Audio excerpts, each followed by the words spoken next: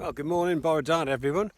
Interesting day today. I was meant to be doing a guided tour with some mates of sort of the West Beacons area, but sadly one of the lads, his mum, is being taken into hospital, so we naturally postponed it.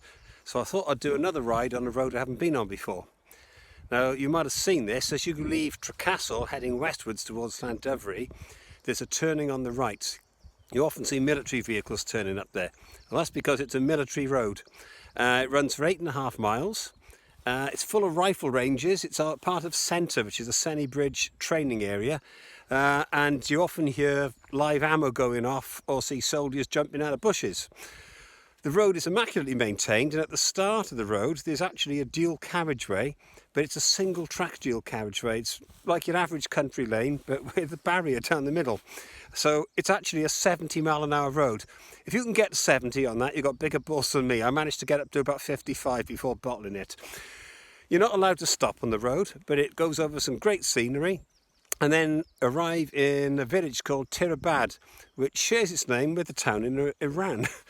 Now, Tirabad had a population explosion, is probably too big a word for it, back in the 50s with the old Forestry Commission built houses there. It's also got a recreation centre, an equestrian centre, which is partly owned by 3 schools in England. So from Tirabad, I'm heading westwards towards Kinhordy with the famous viaduct. It's got 18 arches and it runs, carries the Heart of Wales Railway. And after that, I'm heading to Killycumbe, which you'll probably see signposted if you ride up to the Llynbrianna Dam. Then after Killycumbe, I'm heading westwards back towards the A road, and I can't remember the number of it, and then dropping back down to Llanwrda, which takes you back onto the A40, and you can turn left up to Llandovery or right down to Llandilo. Anyway, if I see anything interesting on the way, I'll film it for you, and I'll see you later. Ta-da!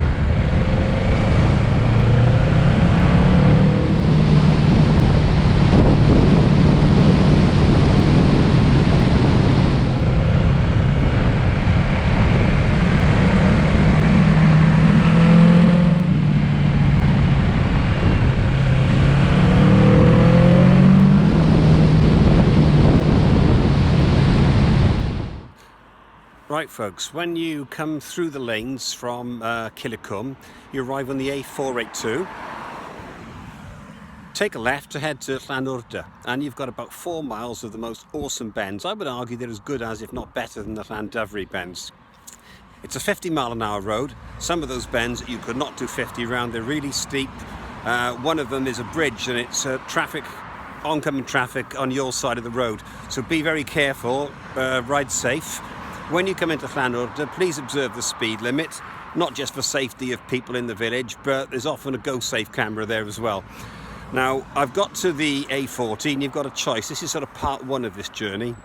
If you want, you can go left back to Llandyfri, have a cup of tea at the Owl's Nest, or turn right down towards Llandylo and maybe rejoin the M4. What I'm going to do now is head down towards Llandylo and take the B road just before you get into the village. I think it's something like the 4502, I'll let you know, and head up towards Tally, which has got an old abbey. I'll stop there for you. From Tally then we head up to Llansawl and then take the back roads down to Abergorlech and then for Brechfa, through Brechfa, and then you join the A40, which is just east of Carmarthen. So again, you've got a choice of turning left to go back towards Llandylo, or you can turn right to go to Carmarthen if you're coming from down west from the Pembrokeshire or further into Carmarthenshire direction. So without further ado, I'll get my crash helmet back on. I'll head now down towards Llandylo and take the B road up to Tally, which I must say, it's stunning countryside. It's not as dramatic as the beacons, but it's really, really beautiful. It's Carmarthenshire at its best.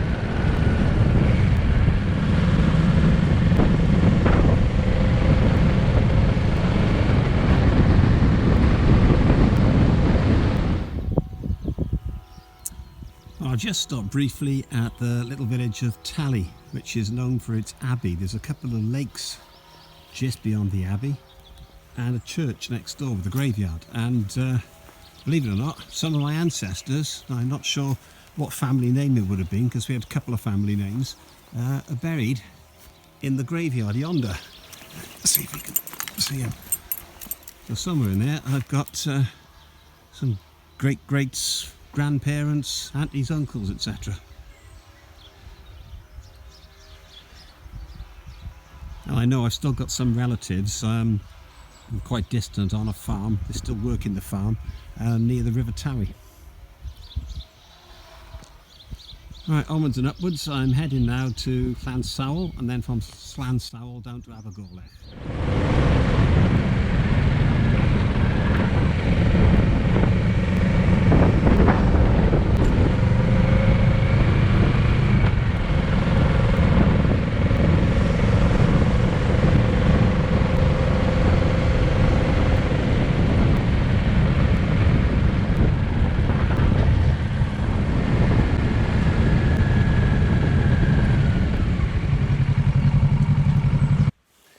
I've just come through the very pretty village of Abergorlech, and in the village there's a pub called the Black Lion, or I can't remember what it is in Welsh, Llyw D.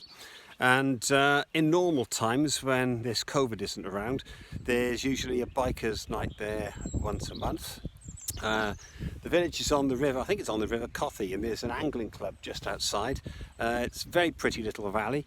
I'm heading down that now towards Brechfa. Brechfa's quite interesting. It's It was actually involved in the Rebecca riots. It was actually founded as a village in something like the 5th century or 6th century. It was a long, long time ago. And in 1840, if you don't know what the Rebecca riots are, so a bunch of locals in Wales decided to smash up the toll houses. It was a protest against taxes, and rather oddly, to disguise themselves, they wore women's clothes, hence Rebecca riots. But the toll booths and the toll houses were tangible things they could destroy against unfair taxes. And funnily enough, my house was actually built around 1840 as a toll house. So I'm not sure if it was involved in the Rebecca riots. I can't find any evidence of it, but if it was, that would be fascinating. So I'm heading off now to Brechfa. When I go through Brechfa, that will bring me down onto the A40 just east of Carmarthen, and then you can really turn left, say up back to Llandovery on Llandilo, or turn right into Carmarthen and head towards Pembrokeshire. I'm actually going to go straight on at the crossroads down to a road called the B4300, which is the back road back to Llandilo and Vairfach, and that's on my way home to my village, which is near Ammanford.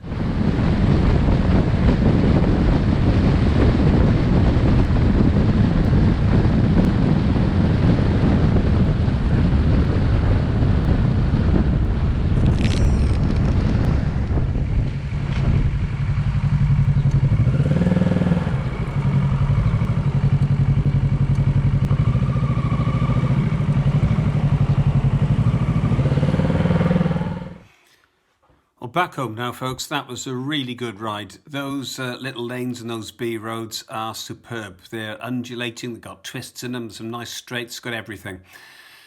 Not as well known perhaps as the A roads, which you usually go and ride. I see a lot of bikes usually on, say, the A40 going across the beacons. Those little back roads are out the beacons, and they're not as well worn, not as well known by people. I would imagine a lot of the Carmarthenshire bikers would know them, but from anybody coming further afield, probably not. So definitely worth the trip. And I hope to see you next time. In the meantime, I'm going to leave you with a picture of the Mayor of Llandsowell from 1885. He's the sort of politician you really wouldn't mess with.